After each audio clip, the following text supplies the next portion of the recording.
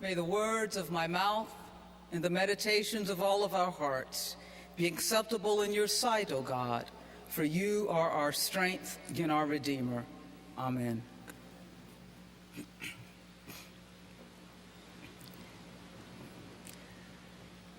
Good morning, Cathedral Church, on this Memorial Day Sunday, which is for us also the second Sunday of Pentecost.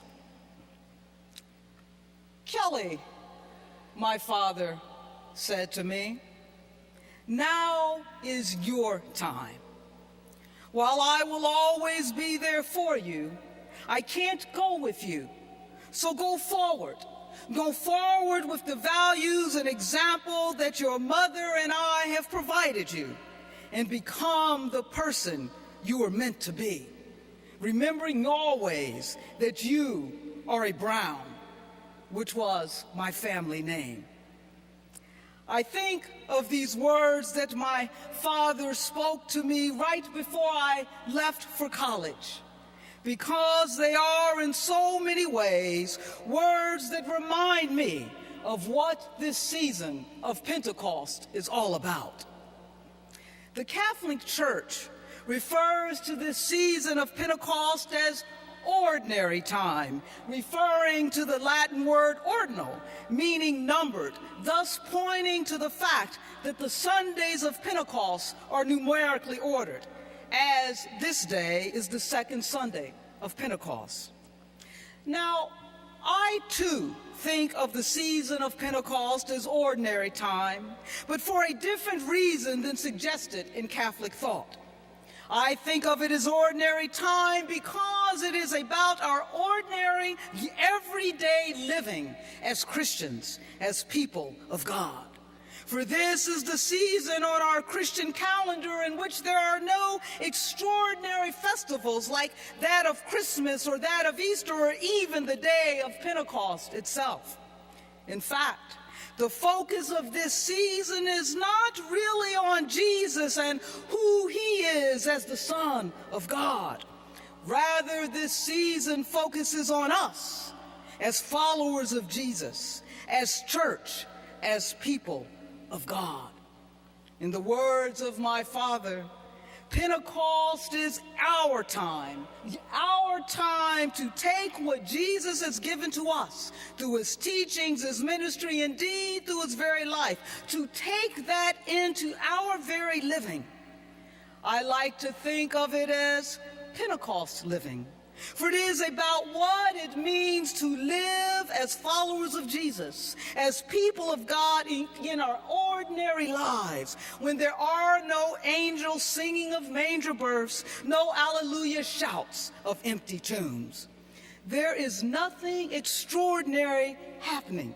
It is just us trying to navigate as God's people through the ordinariness of our lives. And so, what does this mean? What is this Pentecost living all about? What does it look like? The answer to that question, I believe, is found in our gospel reading of this morning. Our gospel tells us that the centurion sent elders to Jesus so that he might help his slave. What is most striking about this fact is that the centurion is looking to Jesus for help. For here is the thing.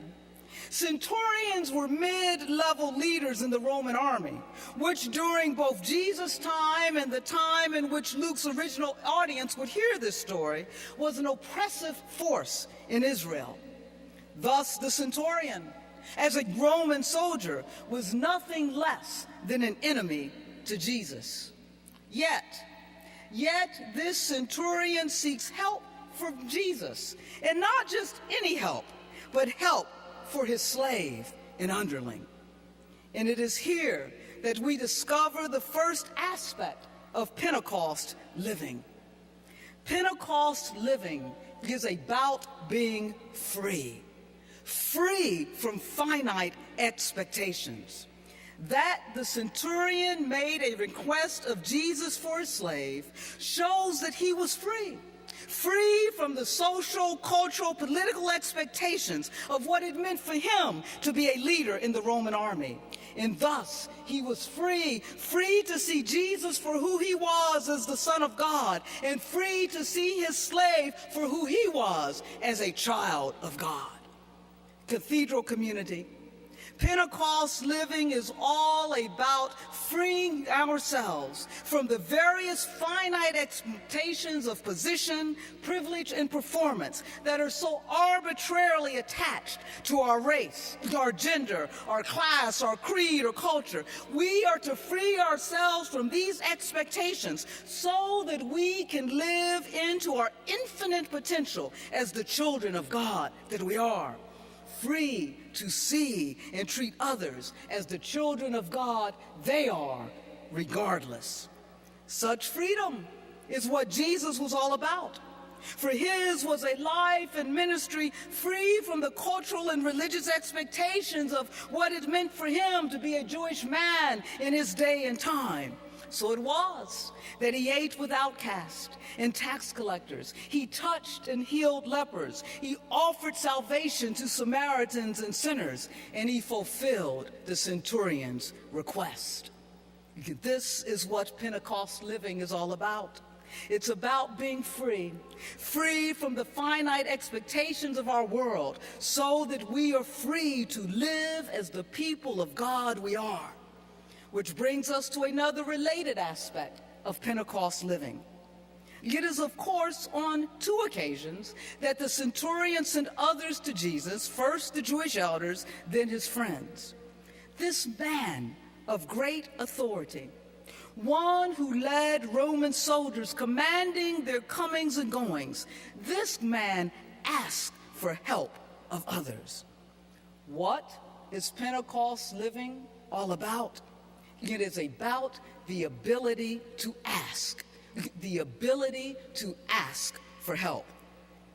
Our world, our society values self-reliance. It is better to be independent than dependent, we are taught.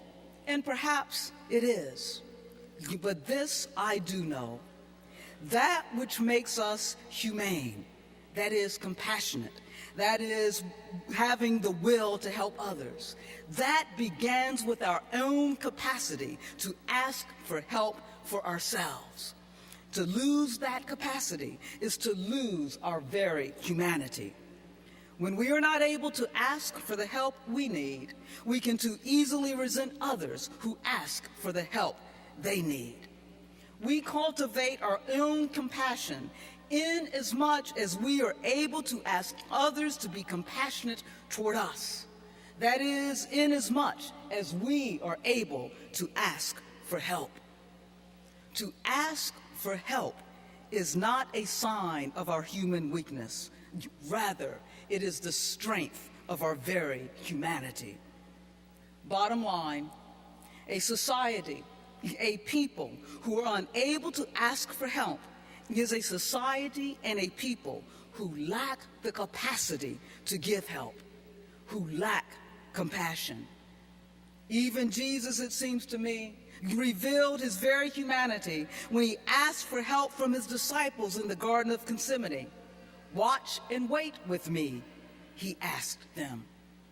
And so it is not incidental that it was only in asking for help that the centurion was able to help his slave. This brings us to another aspect of Pentecost living. The centurion sent the elders and his friends to Jesus in his stead because he believed he was not worthy to go to him, let alone to have Jesus under his roof. Now, whether or not the centurion was right in his self-assessment is not significant. What is significant is the very integrity he showed in engaging in such an assessment. What is Pentecost living all about? It is about integrity of person. That is, the integrity to be honest with ourselves about ourselves. How easy it has become in this world of ours to point to the shortcomings, the flaws of others, while ignoring our own shortcomings, our own flaws. There is a certain dishonesty, that is, a lack of integrity about that. How can you take the speck out of another's eye, Jesus asked, if you cannot see the log that is in your own? The point of the matter is that not one of us is perfect. Each of us are all flawed in some way. We all do things that we shouldn't do, sometimes even when we know we should not do them. No matter how important or great we think we are, we all mess up and make mistakes. But how many of us really admit to that? It takes integrity to do so. With an integrity of person, we look at ourselves instead of looking at others and finding fault in them. It is only when we can look to ourselves, admit our weaknesses, our mistakes, our shortcomings, that we are then open to growing, to learning, and to becoming a better person, a better people. Pentecost living is about living with the integrity of person. At the end of the day, a society without such integrity is a society with a people who are self-righteous and thus with little capacity to grow and to become the kind of society and the kind of people that God would have us to be. Which leads us to yet another aspect of Pentecost living. Say the word, the centurion says to Jesus, and my servant will be healed. When all is said and done, from beginning to end, the centurion trusted Jesus to restore the life of his servant, who was, as the story tells us, about to die. What is Pentecost living all about? It is about trusting in the very providence of God, which means trusting in God's care for God's very creation, which is us.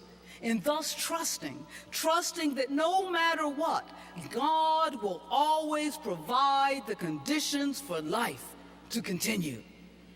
Regardless of how bleak our world and society might appear, as conditions of death seem more rife than conditions for life, we must trust that God will always provide the conditions for life to thrive.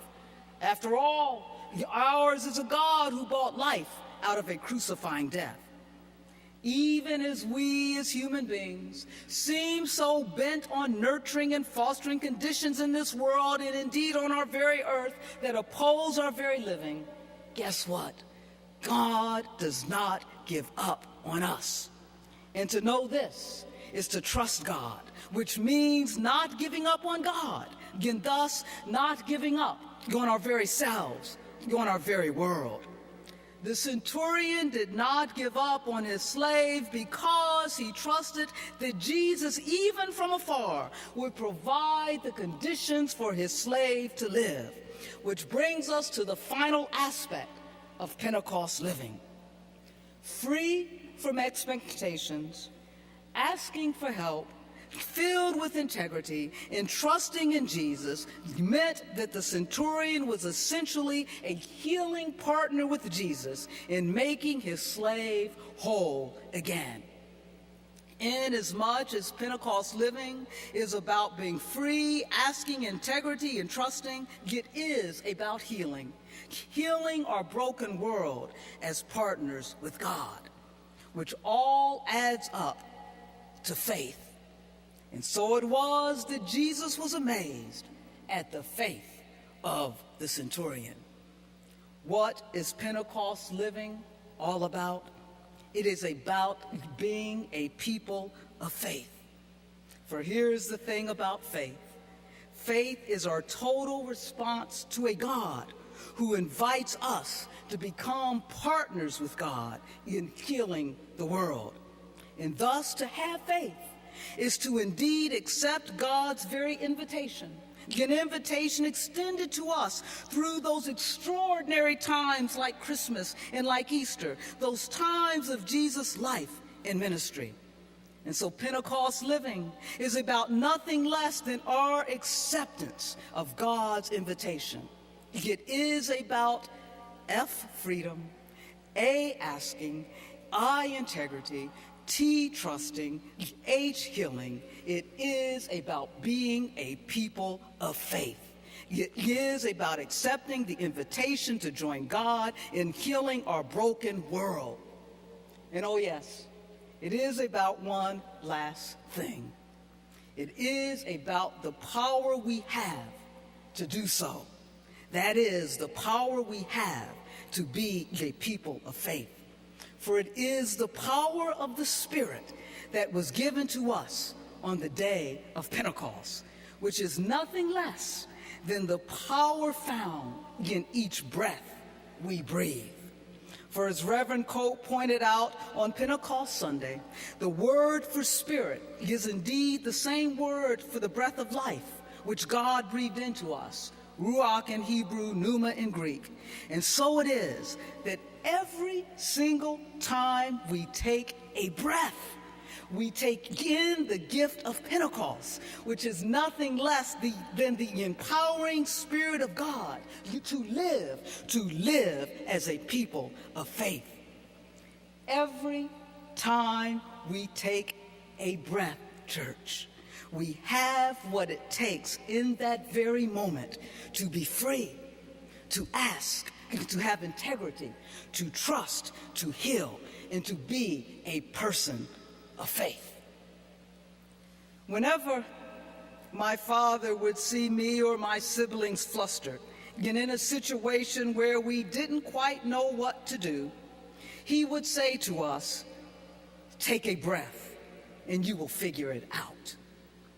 Cathedral Church, the ordinary time of living really is not all that ordinary. For you never know what life is going to bring. For this world in which we live gets complicated, if not confusing. But this I do know. If we simply take a breath, we will have the power to not only make it through, but to be the people of God that we are called to be. People of faith. And so church, let us breathe. Let us take a breath. Let us be people of faith, people of God. Let it, church, be so. Amen.